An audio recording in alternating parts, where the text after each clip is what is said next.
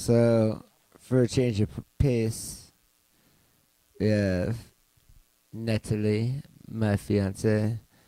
We have Jessie Jordan, smashing good time over here. Whatever the fuck they want to ask, it's cool. First one to grab the mic.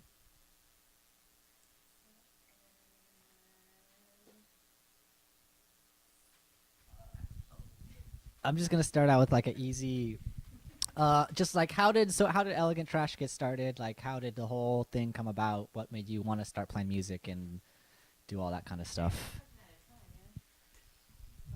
That's 15 questions. I, Alright, so all I wanted to do is be a DJ when I was a little kid. And then I hit 21 and I picked up a guitar at a pawn shop and I started playing a lot of shitty songs. And I was like this is what I want to do for the rest of my life.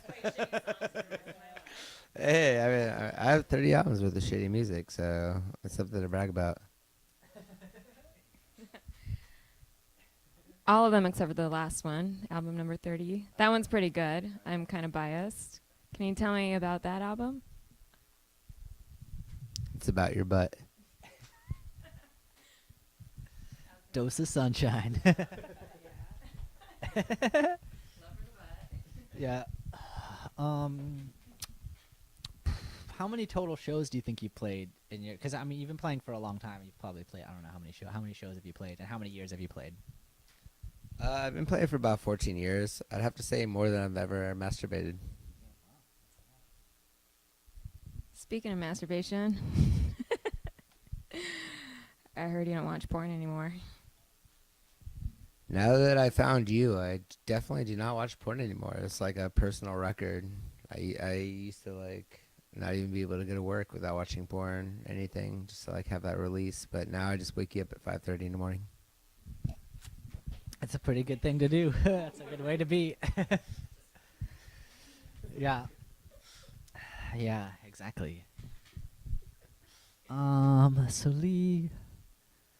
Yeah, you've done a lot of drugs. What's your favorite one of all time? Of all the drugs you've done, what's your favorite? You seem to live a very full life. What was your favorite thing to do? Well, I mean, acid's definitely been the most addictive drug because it's like, for $5, it's like, 12 hours worth of entertainment. But I have to say, like, marijuana is definitely my favorite drug because it's let me write 30 shitty albums. And like all the rest of the drugs, like I'm just like kind of distracted, and music's like a huge part of my life. So when I smoke marijuana and fall in love, like the albums just like flow. And like acid, I don't know, I just dance by myself in my bedroom. So, follow-up question, what drug haven't you done? I've never shot heroin, and and I've never smoked straight crack. I've done freebase once just because I saw this dude spend like $14,000 in an hour. But I had to try it out and just be like, you're a fool. But other than that, like pretty much every other drug. And except for these new age drugs like bath salts or something. I don't know. What would you say your favorite show that you've ever played is? I'd have to say Hotel Utah, New Year's. Like I played the show and like all my bands sold me out and they like played my covers.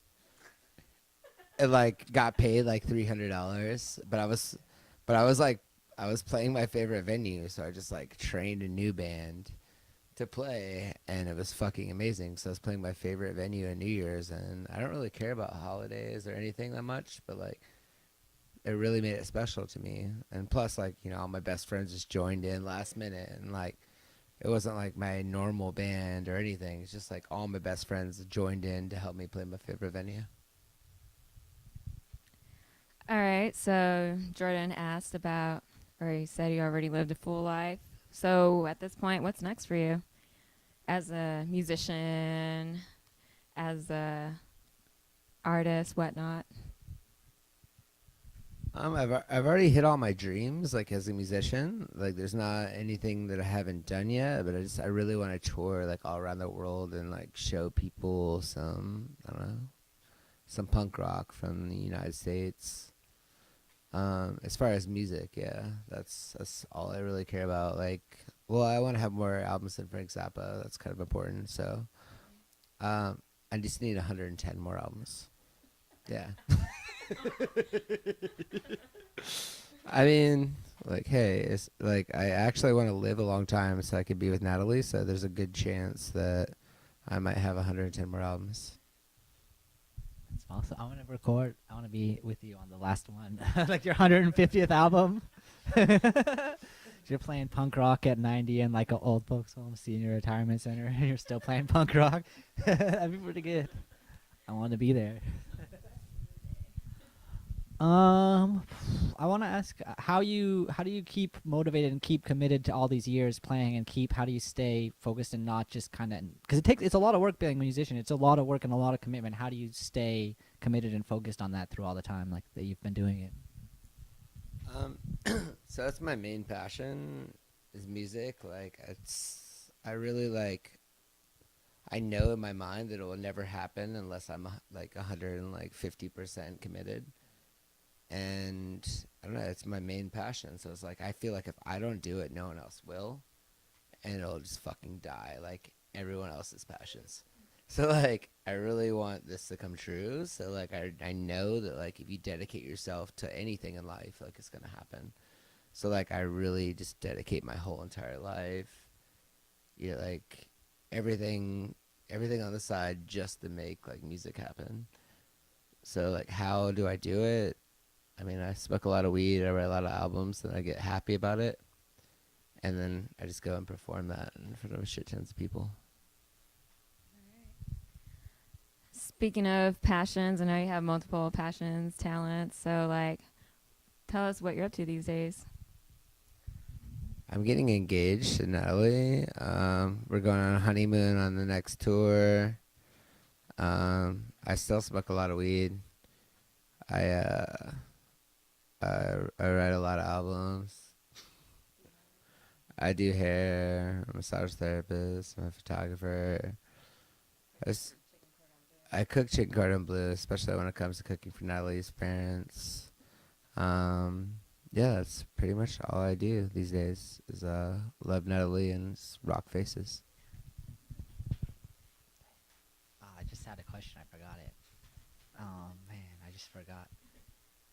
I just forgot what question I was gonna. I had it. It was good. It was a good one. But then your answer was so captivating. I forgot what I was thinking about. Oh yeah, yeah. How did you come up? How did you come up with the name Elegant Trash? What inspired that name? All right, so my brother is hella rich, and he was on his balcony. Well, we were on his balcony in like Buckhead, Georgia, which is a really nice place. It was like a sky rise, and he was like looking down and he saw this flyer for PBR and he was drinking a PBR and he goes, I love PBR, it's so elegantly trashy. And I was like, I love that name. 3 months later, I formed the first members of Elegant Trash and we're like, that's it. Elegant Trash. Boom. Actually, I stole the thunder from Jordan. So. All right. Well, since we're talking about kind of the origins of Elegant Trash, I think I'll take it a little, step back further. So who would you say was like your inspiration to go into playing music, or just did you have any family members that play music? Like how were you first like, hey, I think I want to get into this? Well, I mean, like my inspirations in life are definitely my parents. They're the most like inspirational people I'll ever meet.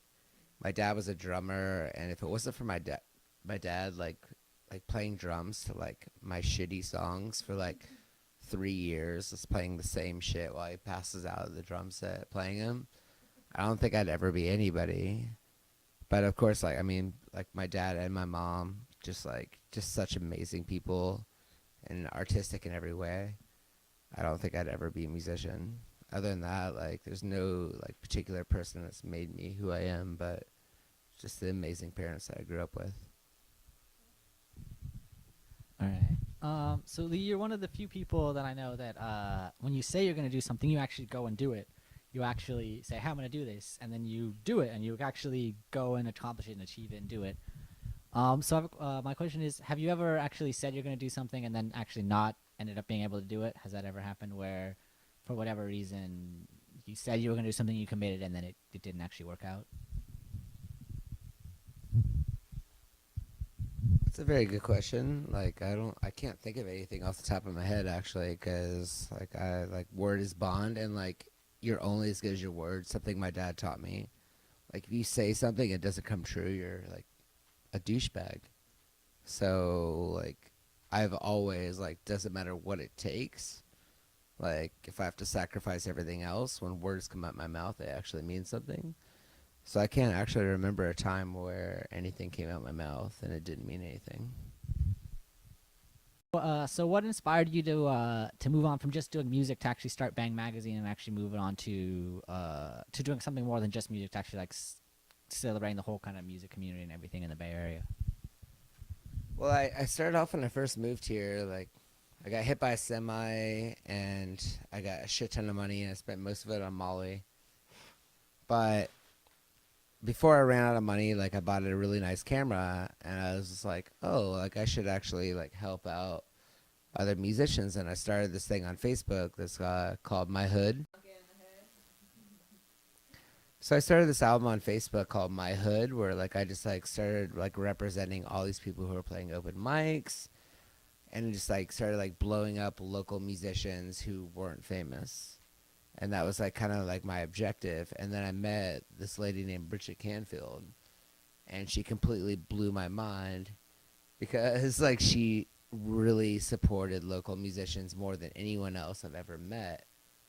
And I was just like completely blown away, and I wanted to do something heartfelt that would like help out musicians who weren't like completely famous, anything. So I wanted to start a magazine, and that kind of like changed my whole perspective just because of like her alone, like her huge heart. Like I wanted a piece of that.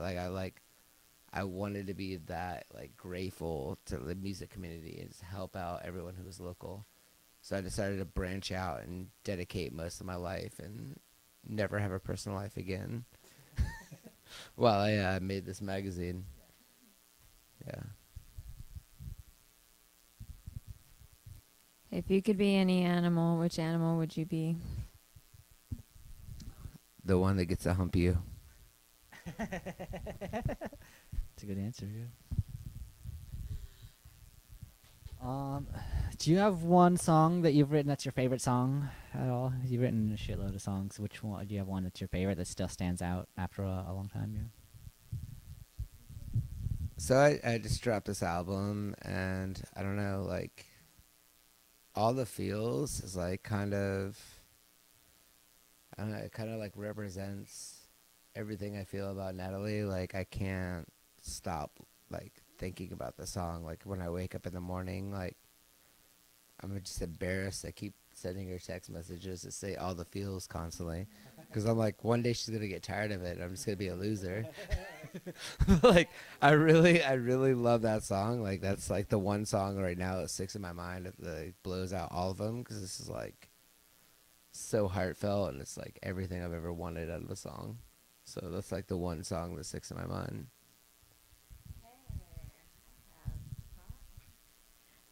So there's also another really cool song that give a shout out to Jessie Jordan in.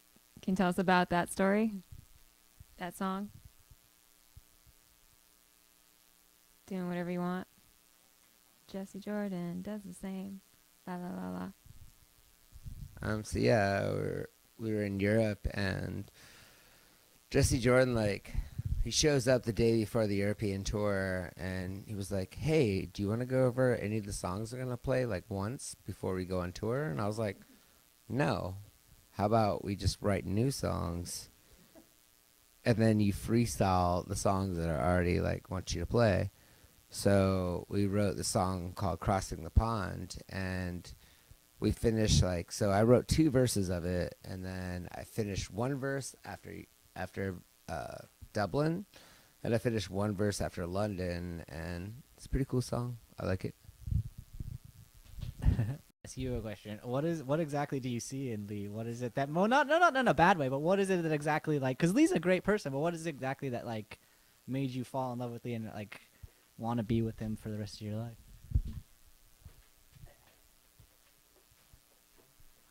'cause he's a real motherfucker. uh. And all this. No words to describe. Hey. Hey. All right. So you are a pretty real person. You are definitely one of the most. You definitely you don't try and manipulate people. You're very honest. You say how you feel. You like it or leave it. You're very upfront and honest about everything you do, and that is one thing that's commendable because a lot of people are not like that. That's very true. So So when he invited me to his first show, I didn't know what to expect. I was like, okay, I'll just go check it out. And this guy was just like all over the stage, in the crowd, up in like top of the seats, through the windows, like just bringing everybody in the Stork Club. And I was like, dang, okay, I've got my hands full here. I like the energy. So besides playing music and, well, loving me, what else would you be doing in life aside from everything else that you're doing now? So Jasper, our cameraman, asked me this, like, "Ow, Jasper." He asked me that. I was like fucking dumbfounded. He's like, "You dedicate 95% of your life to music. Like, what would you do if you didn't do music?" And that was the hardest question I ever had to think about. Yeah, and I'm like, oh, I'm a little bitch. The only thing that actually makes me happy, besides, like, I mean, the only thing that's like actually fulfilling as much as playing music is feeding the homeless. When you give somebody that like you meet on the train station a granola bar and they're starving to death and they look at you like dead in the eyes and they're like, "Thank you so much," and they eat that granola bar, not like, "Fuck you, I want crack money." Like, but they're actually starving to death, and you give them a granola bar. That's the only thing as cool as being a musician. So, like, I'd have to say, feed the homeless. So actually, Bang the Bay, Bang the Kitchen. What brought you to the Bay? When, who, what, when, where, why? I played a show in Oakland. I was on tour, and I came and played one show in Oakland, and I like went to San Francisco, and I was at like I hit every bar on like Market Street, and I looked to my left or right, and I could have a conversation with anyone for like a half hour, and I was like, "Where the fuck am I?" I'm from East Coast, where it's like if you look to your left or right and you try to have a conversation with somebody, people are gonna punch you in the face. That's right. Like no one gives a fuck. Yeah, what are you looking at? And I was like, just that human connection. I was like, I want to be here. But then when I had a show here and the whole crowd danced, I was like, oh, hell no, I'm moving here. So that was like the main inspiration. I was just like, fuck, like crowds are way better in California. what's your favorite place to play? What's your favorite venue in the Bay Area to play that you've played at? Or even if you haven't played there, just your favorite venue to see that you see shows at? Those are two different answers. Because like my favorite venue to play is Ocean Beach, hands down, because it's the fucking coolest place you'll ever play a show. But I don't go there to see shows. But also like I don't really. There's not a venue that particularly like sticks out in my mind to see shows. Like I'm scoping out all these like random venues, and it's never like the venue I'm just like fucking like super obsessed with the band. But like as far as like me playing venues, like Ocean Beach is my hands down favorite venue to ever play. That's fucking amazing. You're on the beach. It's the coolest thing ever. My favorite venue in the Bay is Hotel Utah, but it's only like on the open mic night. Like I've never like actually played there on different nights, but it's just like that connection of just like everyone's paying attention. They know all my fucking lyrics. They try to tell me how to write songs afterwards, which I don't give a shit about, but at least like they're paying attention. So when you have like 60 people pay attention and know your lyrics and sing them back to you, like there's nothing better than that. So speaking of venues, you're a regular at a pretty cool venue here in downtown Oakland. How did you get started there, and like how did you become a regular? I know you pick out shows like do First Fridays, Third Fridays. You bring some pretty cool bands to the stage that you guys headline. Yeah, tell me about that. All right, so there's this place called the Store Club. It actually used to be a really shitty place until Tom and Laura took it over. Like I used to play there because I'll play every fucking venue ever. Who hasn't kicked me out yet? But like Tom and Laura are like a part of my family now. They're fucking amazing. Like the Store Club is really amazing because it has like so much love.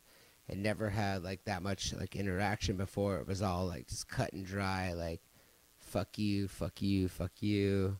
And I was always like the part of like, oh shit. So I played there once. Like I got booked there for a show, and this band who booked me actually didn't show up, and I ended up taking over the whole show. And at first, like Tom, the owner, was just like, "Who are you? What's going on?" It was like super fucking like in my face, like, "What the fuck? What's going on here?" And I'm like, "Dude, I got booked the show, and now I'm taking it over.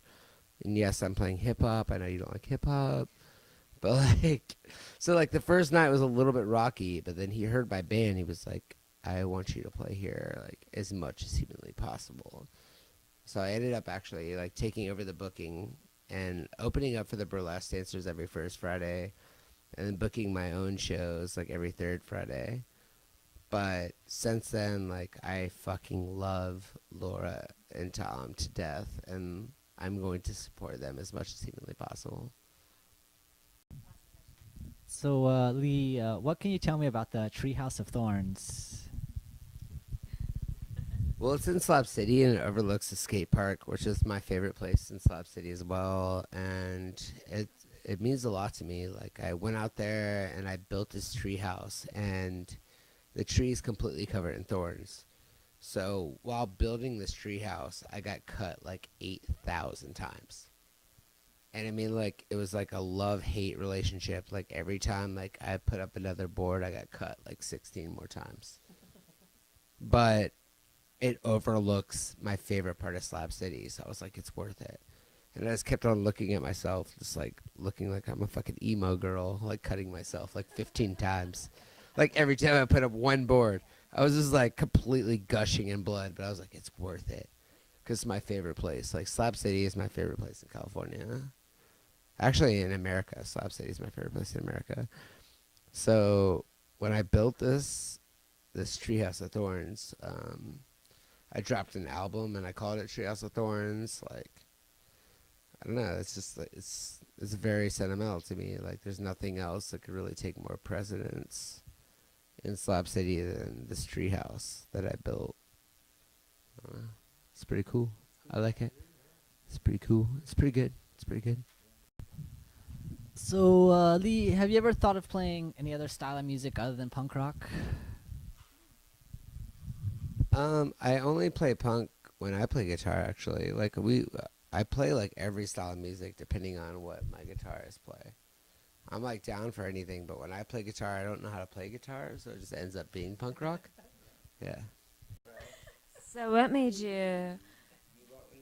I mean, obviously, talented, charming, handsome. All the ladies flock towards him, I'm sure. Not anymore. Back off. So, like, what made you want to, like, fall in love with all this and write a whole album? Yeah, flatter me. Well, you know, like I was obsessed with you, like in every aspect from the get go. I mean, your beauty, your heart, but I mean, like you're really your heart, like just overdrive, like you just took over my heart, and I just wanted to be a part of your heart. I mean, your beauty is like breathtaking, of course, but I just wanted I just wanted to be a part of your heart because I only am attracted to people, like period, friends, anything that have the biggest hearts. And when I saw your heart and I paid attention to every word you speak, like that was the major like thing, because like beauty is like only so much, but like your heart just fucking took me over. You want to ask a follow-up question? Go for it. I thought maybe it was because I giggle as much as Jessie Jordan. That's possible. Maybe, yeah, maybe he's really in love with me and just sad that I'm not gay. Yeah, that's possible.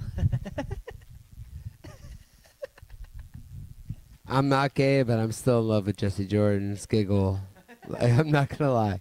Like, if I could giggle that much, you know, like I didn't meet Natalie, but I was in love with his giggle before I met you. Sorry.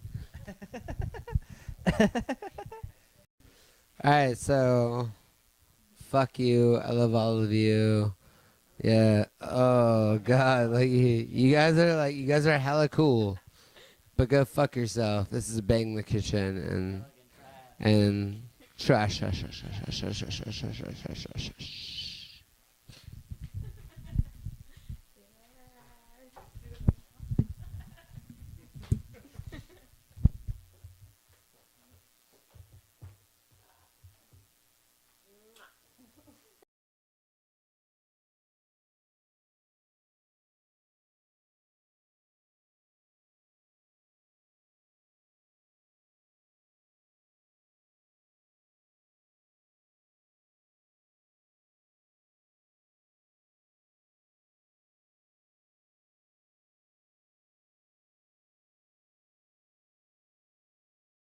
Fender PV Marshall stack of riding motherfuckers, and we're never